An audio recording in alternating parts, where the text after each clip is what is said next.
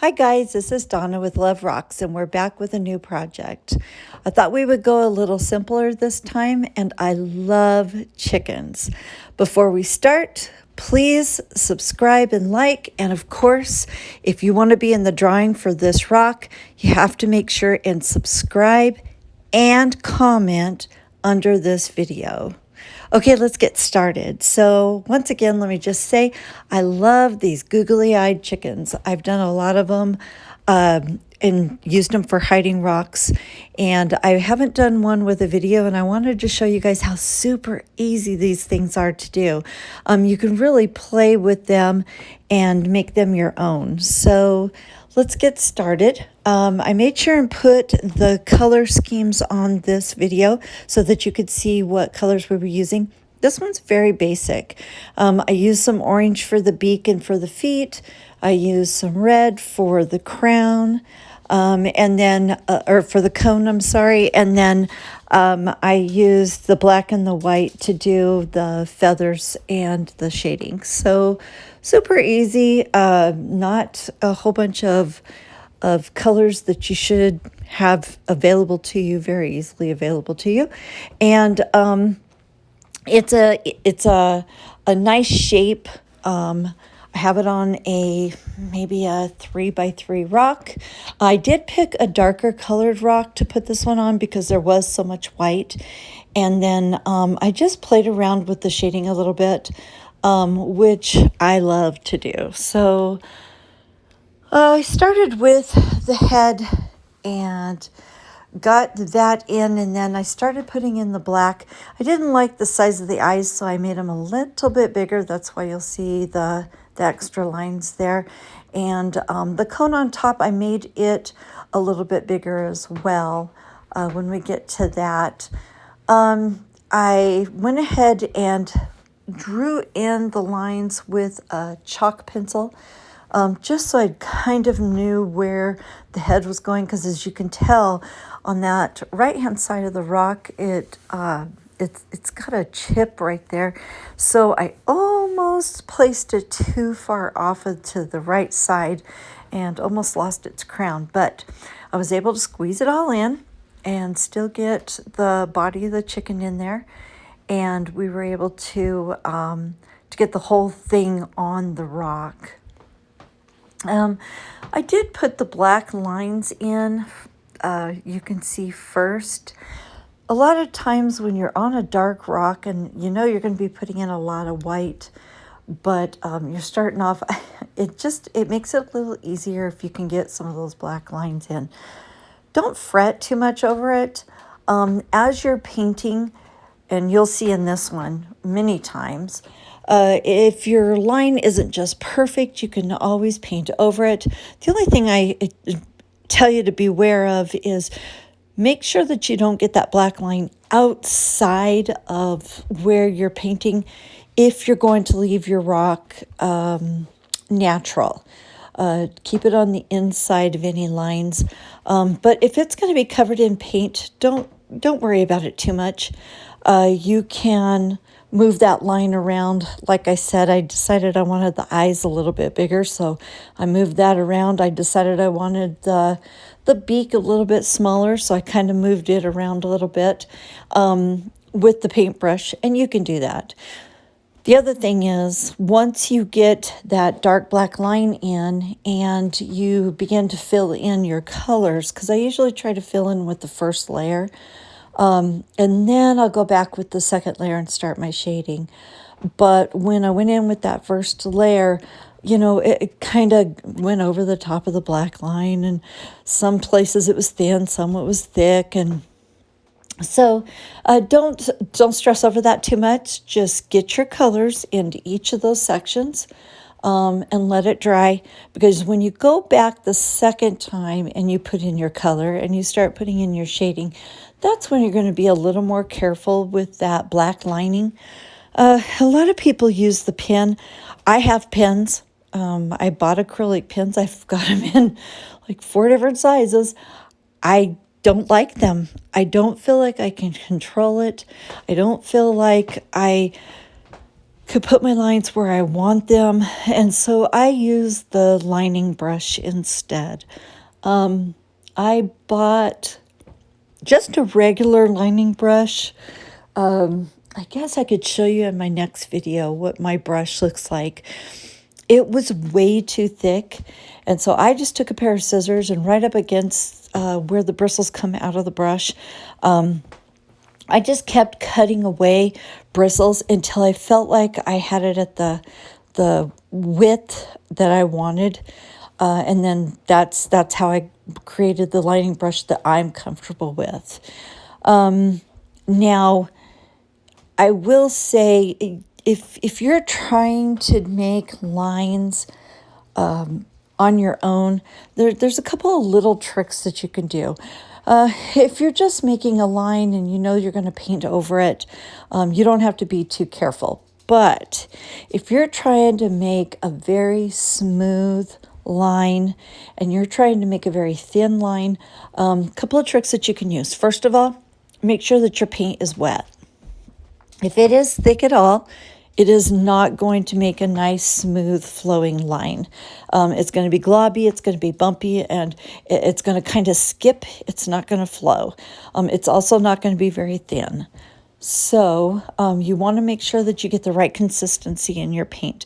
I personally just put a little dab of water that I rinse my brush in. I just put a little dab of that, and I do mean a tiny bit. Mix it up in my paint, little bit of paint that's right there on my side of my table, and I will roll that around until I feel like it's nice and thin, but not too thin. The second thing is I twist my brush. I will twist my brush, twist as I run it through that paint.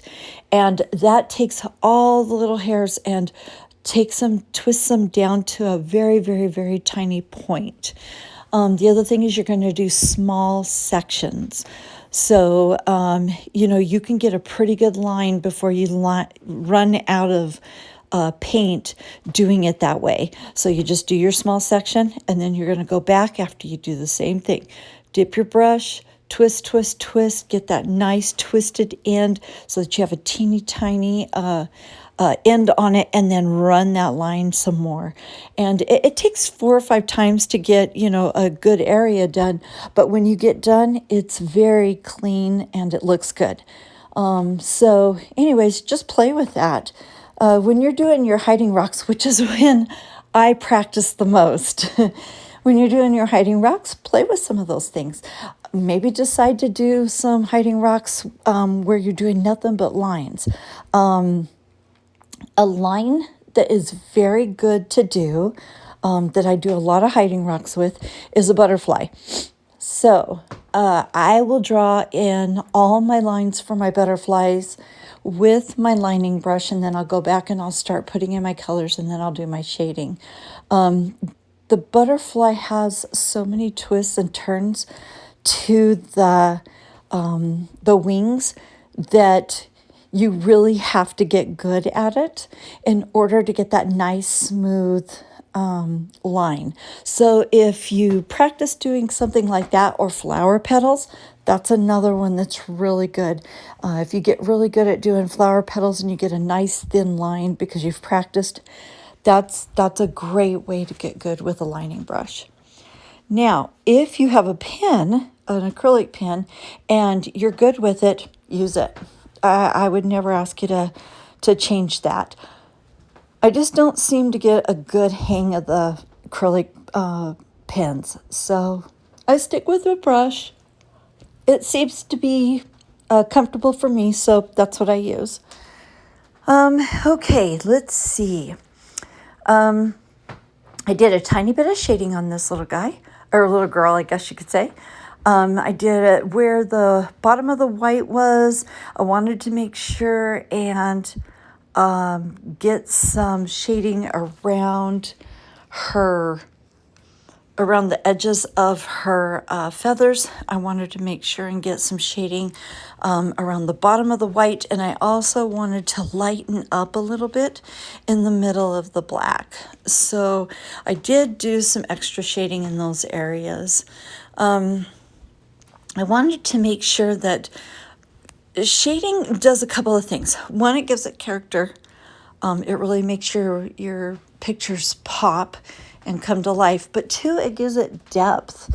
And that's the part I like the most about shading, is the amount of depth that it gives, because you can actually see those feathers laying on top of another set of feathers because there's the shade.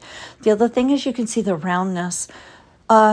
When you have something one-dimensional because you don't have any shading, it just looks like a flat picture. So when you're able to put in that shading, it really makes it curve, it makes it round, and it makes it look fuller. The other thing is, when you're shading, try to make the shading with your brush in the directions of the roundness of the object. So let's go back and talk about this. Around the front of the breast of this chicken, you're not going to shade back and forth, right and left, because that's not how it's round. The round goes from the neck down across the breast and down to the bottom of the bird. So when you're shading, take your brush that way, and you'll notice when I shade that I'm always brush stroking in the direction, that swoop of whatever it is that I am shading. I always shade in that swooped direction. Now, sometimes if you want to blend that a little bit, you're going to go back and you're going to go around the edges there a little bit so you can blend it in, but you still want that brush to flow with the turn of that area. I hope that makes sense. That's the best I can think of to try to make it sound. You're going to want to highlight any place you can. I put some highlight on the beak because it's hard enough, shiny enough that I can put some highlight on it. I put some highlight on the toes. That seemed to be a good place that I could put some highlight. And then up on the top of its head, I put some highlights up there as well. So that was really the only places I could put actual highlights. The little gobbler thing that comes down under its neck, I was able to put some highlights on it too. You'll see here in a minute, I'll be adding that, and that also has some highlight. Other than that, that's really the only highlights. Those were the only areas that I could add highlight. Instead, all I could really do is do some darks. So if you can't highlight, shade. If you can't shade, highlight. And if you're in a really great spot where you can do both, do both. So let's talk about some of the things that we're doing. I've done a lot of gnomes over the last month, I guess, and I've got 2 more videos of gnomes already made that I was going to put out, but I don't want everybody to get bored and tired of the gnomes. So that was the reason I did the chicken. I had some other requests, and so we may get some other things out here on the channel. I don't want to always do things that are difficult. I've got several people who follow the channel that actually try to paint the things that I put in the tutorials. I love that. I absolutely love that.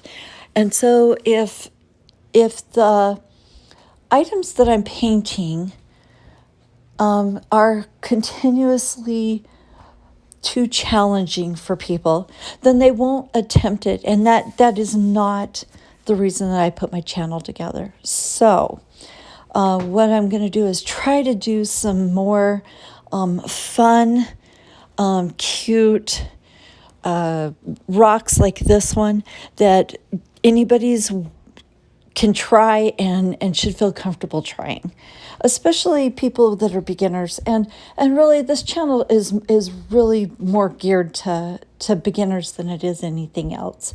So I'll still be pulling some gnomes out and putting them in, but I would really like to try to do some easier, more fun things with some cute characteristic type paintings like this one. I have two female gnomes that I already have videoed. I have one's a female Viking, and one is it's my little female, I don't know, I guess we could call her the party girl. She's carrying a wine glass, and she's all decked out and dressed up.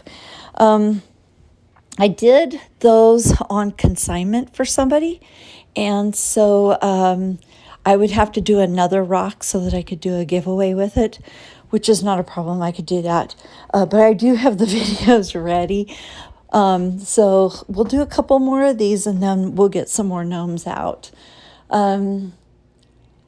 I have tried, I did do the Highland cow, and I also did the mammoth. So I've had a couple of people ask for some other animals. So there may be some more animals in the future to put out as well. So let's see, this little girl, I'm putting in that little, I know there's an official name for that, and please don't make fun of me because I don't know what it is, but the little gobbly thing that goes down under her neck, I'm putting it in. You'll notice when I put it in at first, I just freehanded and threw it in there. I filled it in and I liked it. I started to highlight it and stuff. But afterwards, I wanted it bigger. It didn't quite look right. So I put it in one more time, and I put it in a lot bigger. If you feel comfortable freehanding, that is awesome. I would encourage that anytime you feel comfortable doing that. But just make sure that you put it in on a conservative side, kind of a smaller side, so that you've always got that option to make it bigger if you want to. Especially in this case, when it was bright red on a natural stone and across my white chicken, the last thing I wanted to do was get it too big the first time and then not be able to correct that later. So tend to go conservative, and then you can always go bigger. I had thought about putting a Valentine egg, decorating an egg to look like a Valentine egg or something underneath the chicken, but I really didn't want to take away from the chicken. So I just made her, like the title said, a girl in love. I just put the hearts around her so that that was her contribution to Valentine's, was the hearts. Maybe the next one that we do, we'll do something with more of a Valentine theme, but I didn't want to take away from her. She was a lot of fun, and oh my gosh, I've done so many chickens. I have a couple of people that they consigned some chickens, so I did a bunch for them and sent them out as well. And they're just so much fun to do. You can do them in different colors. You can do them facing in different ways. You can do them together with more than one on a picture. There's a lot that you can do with chickens. I've done some with just the heads and, the expressions. I had some with, a good inch and a half eyeballs. And when you get an eyeball that big, you can really do some amazing shading on those eyes, and I love doing that. So it's fun to do that and just play with it. I've done some red ones, I've done some brown ones, I did some white ones, I did some black ones, and they're a lot of fun to do. Right now, that cartoonish looking googly-eyed animals are kind of big, so I've done a couple of things. I've done a turtle like that. I've done a couple of caterpillars and just playing around with different things. Most of those went out as my hiding rocks. I think I've said this before, that's where I practice. I'll throw something on a rock, and if I'm like, well, it looks good, but it's not quite that good, I'll just throw it out there and hide it, and then I'll try it 2 or 3 more times. Once I get it to the point that I really like it, then I'll go ahead and do a video on it. So there's always that too. So don't forget to hide your rocks, please. I encourage you. There are so many people that love to find them. You can have kids find them. It's been across the board with me. I've had men find them, women find them, grandmothers find them. I've had a couple of people tell me that they used to paint rocks. They loved painting rocks. They haven't done it in years. They found one of my rocks and now they're painting rocks again. It's, we live in a world right now that is so stressful, and there's so many things going on in it that are very serious things right now, that a little bit of, a little bit of just peace and restfulness, and knowing that, you're making yourself happy as well as somebody else, it's worth it. And so I really encourage you to make sure that you're taking some time to paint for other people as well. I promise you, other people do appreciate it. And please, please, if you are just starting out and you feel like you're not good enough, that's not what this is about. Having taken the time to place a rock out there for somebody to find, I've never heard somebody say, I found a rock, but it was so darn ugly, I just left it. You will never hear that.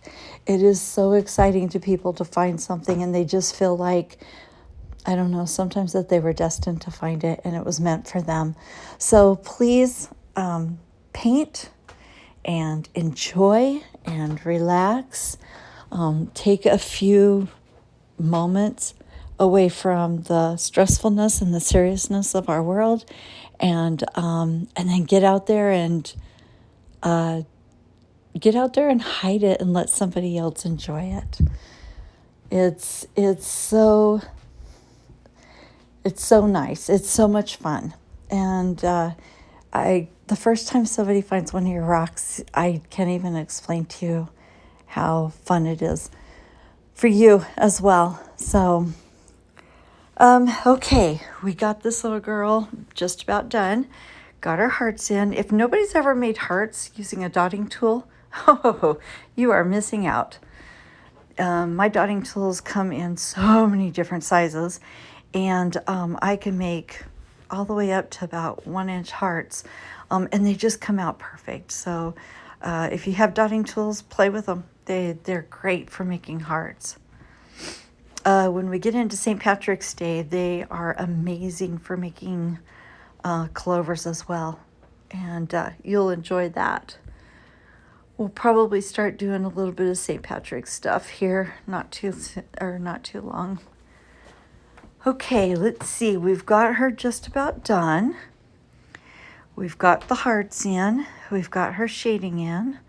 I always go back, I don't know why, and just look at her and make sure I've got the shading in all the places that I want. Well, there she is, guys. I think she turned out super cute, and I hope you guys enjoyed this. I thank you so much for supporting our channel. I hope you come back and make sure that you subscribe and you comment so that you can be placed into the drawing for this bird. We will draw for her in about 3 days. Thanks again, and we'll see you next time. Bye now.